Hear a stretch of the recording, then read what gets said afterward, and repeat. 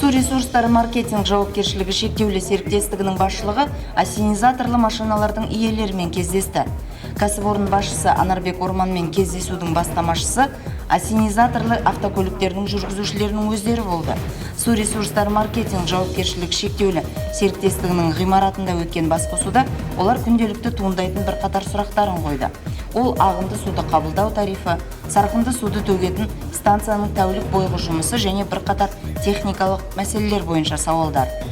Кәсіпорынның бас директоры Анарбек Орман сарқынды суды тасымалдаумен айналысатын кәсіпкерлерге тариф мемлекеттік орган табиғи монополияларды реттеу комитетінің департаментімен бекітілгенін тағы да нақтылады.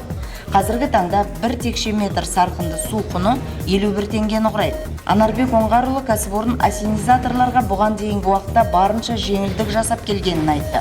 Мәселен, олар кәріз ағызу ақысын заңды тұлғалар ретінде емес, жеке тұтынушылар ретінде төлеп келді.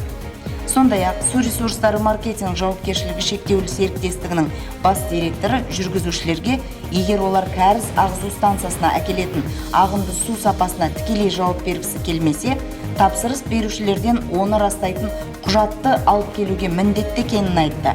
Сонда, зертханалық тексеруде зиянды заттардың концентрациясы шектен асып кетсе, шағымдар ағынды суды жеткізген жүргізушіге емес, тасымалдауға тапсырыс берушілерге қатысты болады. Ал егер құжаттары болмаса, онда ас машиналардың жүргізушілері өздері жауап береді.